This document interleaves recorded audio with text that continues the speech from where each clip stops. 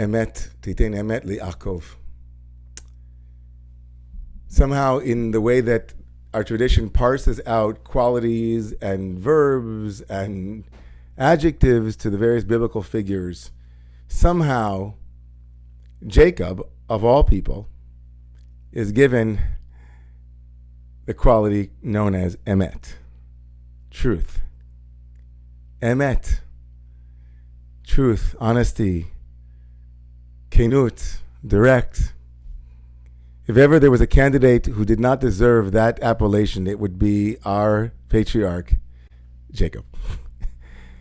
From the moment that Jacob is introduced to us in the Torah, Jacob is a character who is wrestling with his older brother and then somehow taking advantage of his older brother Esau's hunger. He manages to gently guide Esau to releasing his bechorah, his birthright. Jacob, of course, is also the one who deceives his father Isaac as Isaac's eyes dim. Jacob receives a blessing that should have gone to his older brother. And so, Vayakiveni ze pa'amayim, Esau screams, this character named Jacob, the one who is known as the heel, Yaakov from the word Ekev, heel, he is also the crooked one. He is deceptive.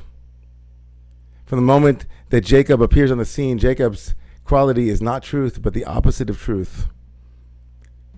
It is deception, hiding. It is finding any which way he can to get ahead. He's the opportunist par excellence. He somehow finds a way not only to steal a blessing, but also to become wealthy off of the flocks of his father-in-law Laban. Jacob does not get emet, truth, unless we understand truth in a slightly different way. In order for us to understand how Jacob came to be seen as truth, we need to understand what Jacob's truth is. What is it that Jacob arrives at that allows the tradition to give such an outrageously, outlandishly inaccurate adjective to our third and final patriarch, Yaakov? A clue, of course, and maybe the full, story manifests tomorrow morning in the Torah reading. Tomorrow morning, you could not ask for a more profoundly beautiful literary portion of the Torah. Jacob knows that the past, his past, will come back. And so Jacob, in tomorrow morning's reading, preemptively reaches out to his estranged brother, a brother whom we haven't heard from in over 2 decades, a brother that he has not communicated with, a brother who at last glance promised that as soon as Isaac would die, as soon as his father would die, that he would kill his brother Jacob. Jacob was on the run from the reenactment of the Cain and Abel story, and Jacob knows it. And tomorrow morning, Jacob sends preemptively a retinue to go find Esau. And instead, he discovers that Esau is on the way to find him. Jacob's discovery is that Esau is come looking for him. And the full pathos of Jacob's character comes to the fore. He's terrified. Everything that he has, he knows he didn't have at last glance when he had met Esau. And so he divides the camp and he takes the entirety of his family to one side of a river called Yabok. And then the Torah tells us that he winds up alone somehow back on the original side of that same river. And there in the famous scene, he wrestles with an Ish. He has a wrestling match. And all of this takes place under darkness of night. By night, he had brought his wives and all that he values and all that he loves over to safety. By night, he had returned. And at night, he's Ya'avek Ish Imo. He fights with this archangel or this Ish, this mysterious being. Jacob's nocturnal struggles and wrestling, of course, has always been the case. Jacob has always done things by night. From the moment that he left his parents' home, The sun set on him, literally and figuratively. His life becomes movement in the night. He marries the wrong woman in the night. He marries and he makes money in the night. Jacob's life is all nocturnal. He wrestles with this mysterious individual, and then the Torah tells us that at the end of this wrestling match, a match where he is not bested by this mysterious being, but rather they come to a draw. Ki lo yacholo, they couldn't overpower one another, and Jacob gets a new name. He's told by this figure, you are now going to be called Yisrael.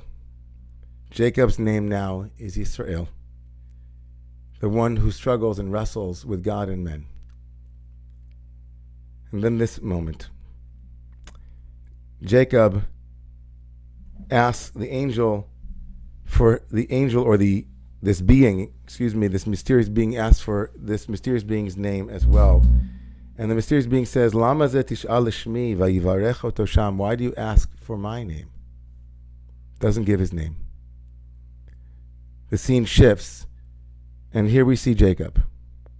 Vayikra Yaakov shema makom Peniel. Jacob names the place Peniel, face of God. Ki ra'iti Elohim panim el panim vatinatzel nafshi.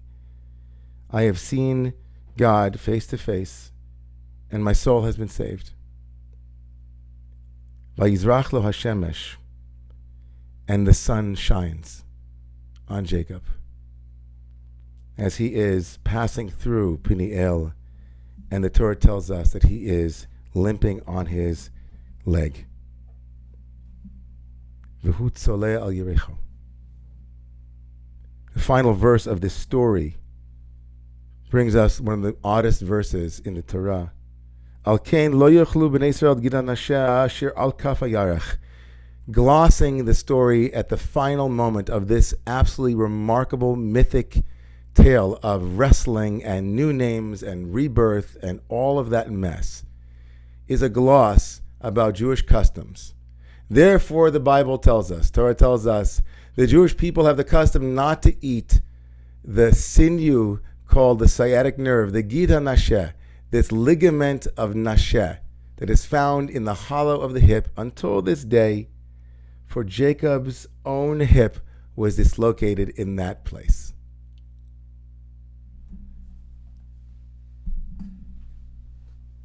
What a remarkable story, and what a crazy way to end this story. What do the dietary conditions of the Jewish people have to do with Jacob's wrestling match, with his new name, with his naming of a place? Is Jacob's whole life leading up to this moment where he wrestles, he's about to meet his brother, and we're told that the place where Jacob's hip is dislocated has become, for all generations, something that we refuse to put into our mouths and to swallow.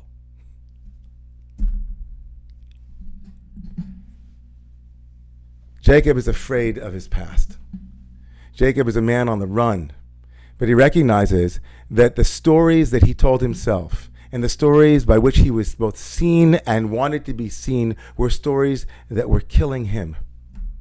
Stories that were hemming him in and keeping him locked in a place of terror, lest his brother come along, lest his past catch up to him, lest finally, he is outed for the inauthentic human that he has been, wearing somebody else's clothes. And the text is also full of the pathos of a life lived where he has to try on his brother's clothes to receive the blessing of his own father.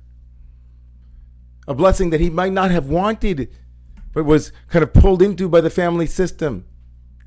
And here he is wrestling and being told to claim his own name.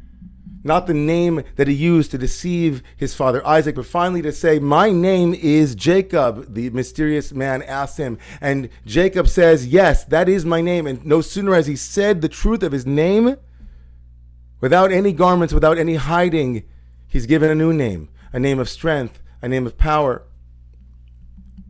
And the very first thing that Jacob wants to know is, do you also have a name? If I'm coming out and I'm telling you the truth of who I am, my truth, you tell me yours too. I showed you mine, you showed me yours. I was vulnerable. Can you be vulnerable too? He's not met with vulnerability. He's met with a mask. Why do you ask for my name, says the angelic, mysterious being. And then the next moment in Jacob's journey, he says, I really have seen what I didn't want to see face to face, and it saved my life.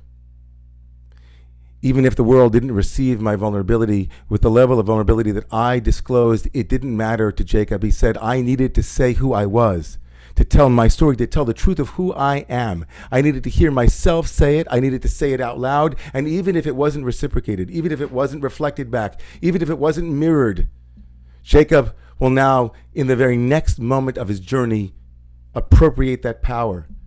I have seen the divine face to face. It saved me. I once was lost, but now I've been found. And so Jacob now does something remarkable. He names a place. He says, I belong. I can give a name to a place. I don't have to keep running from one place to another. I am now more comfortable with my truth, who I am, and I will stand firm here and name this ground as a place where God showed me God's face, face to face.